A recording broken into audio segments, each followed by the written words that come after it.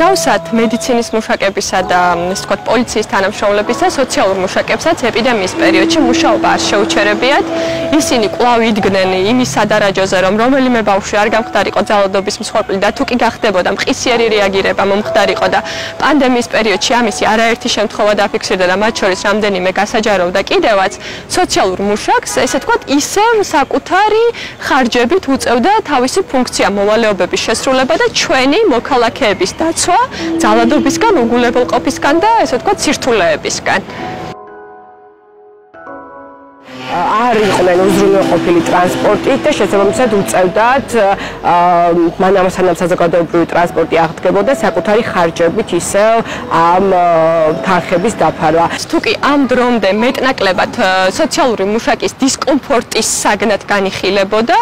დღეს უბრალოდ უსაფრთხოების პერსპექტივიდანაც უნდა შევხედოთ, ჯანმრთელობის უსაფრთხოების პერსპექტივიდან, როგორც ბენეფიციარის, ასევე თავად სოციალური მუშაკების, რომლებიც ყოველდღიურად ძალიან დიდი რისკის ქვეშ აყენებენ საკუთარ ჯანმრთელობას იმის გამო, რომ ოჯახიდან ოჯახში დადიან და მუდმივად გადაადგილდებიან საზოგადოებრივი ტრანსპორტით, ან თუ კი სოციალურ მუშაკს ამის საშუალება გააჩნია, ტაქსით მიდის ერთი ვიზიტიდან მეორე ვიზიტზე. ის შეღავათიანი ტალონები, სამგზავრო ტალონები, რაც დაურიგდა სოციალურ მუშაკებს, უკვე ვეღარ მოიხმარენ, იმიტომ რომ დამსაქმებლის განცხადებით ეს იყო ვთქვათ კონკრეტულად სააგენტოზე მიბული და ვინაიდან ახალი სააგენტო შეიქმნა, აღარ გადმოყვათ და ეს შეღავათებით სოციალურ მუშაკებად დაკარგეს და პანდემიის პერიოდში ისინი საკუთარი ხარჯებით გადაადგილდებოდნენ ისევ იმისთვის, რომ ბენეფიციარებისთვის შესაძლებელი სერვისი გაეწიათ. განსაკუთრებული სირთულე აღმოჩნდა ძალადობის მომატებული საფრთხე და რისკი სოციალურ მუშაკებისთვის, იმიტომ რომ როგორც მოგეხსენებათ,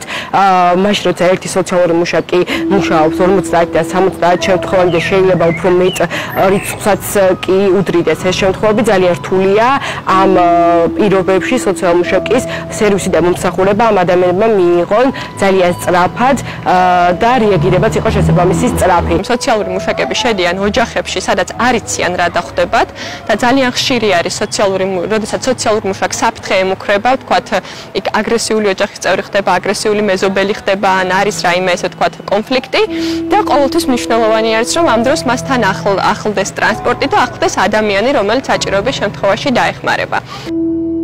რეალურად ის რაც მოხდა წლის ბოლოს, მაშინ როცა განთავისუფლდა 33 სოციალური მუშაკი ისე რომ ეს ადამიანები არ იყვნენ შესაბამისად მომზადებული ამ ყოველფრისთვის, ყოველთვის იყო ამ სისტემაში კადრების კრიტიკული დეფიციტი და -33 კადრით გააგრძელა სისტემამ ფუნქციონირება. ყველა ამ ადამიანების შემთხვევები და დამატებული კიდევ ახალი შემთხვევები, რა თქმა უნდა, ისე მოქმედ სოციალურ მუშაკებს დაეკისრათ. ჩვენი შეფასება, პროფკავშირის ამაზე არის, რომ ეს იყო ესე ვთქვათ თითის დაქნევის და დაშინების მცდელობა სოციალური მუშაკების მისამართით, იმიტომ რომ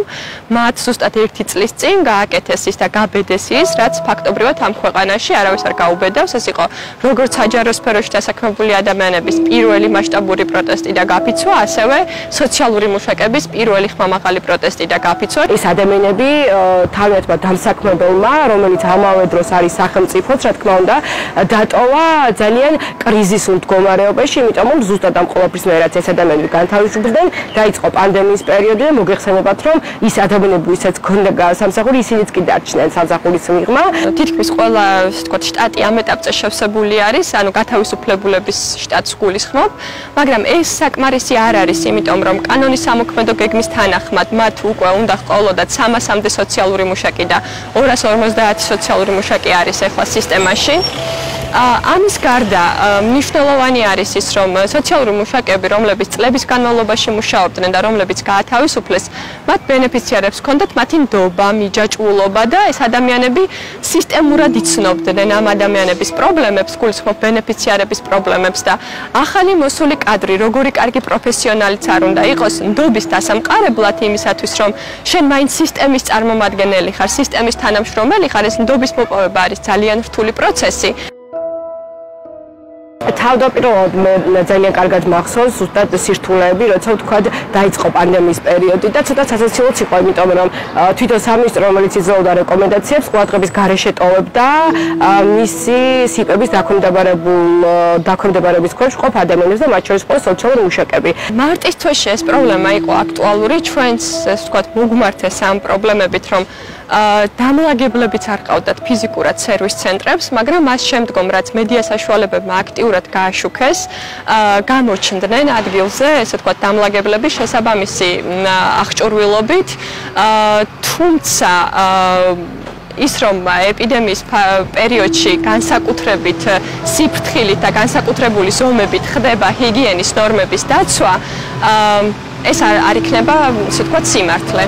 უმეტესობა სოციალური მომსახურების ცენტრის, ასე ვთქვათ, სადეზინფექციო საშუალებით, პირბადეებით, ასე შემდგომ არის მომარაგებული,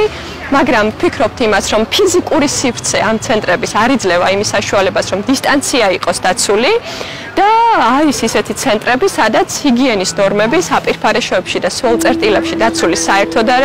არის სასმელი წყალი, არ არის წყალი, რომელთაც ინტენსიურად შეიძლება ხელები, ვთქვათ, დაიბანო და როგორც ბენეფიციარმა, ასევე თანამშრომელმა დაიცვას თავი და ფიზიკური სივრცე არ იძლევა არც დისტანციის დაცვის საშუალებას და არც იმის საშუალებას, რომ კონფიდენციალური ინფორმაცია, როგორც მინიმუმ სოციალურ მუშაკსა და ბენეფიციარს შორის დარჩეს, იმიტომ რომ ეს პრობლემა ისევ აქტუალური არის, როგორც იყო 1 წლის წინ, შერჩებიან იმავე შენობაში და ამ მხრივ პროგრესი სამწუხაროდ არ გვაქვს.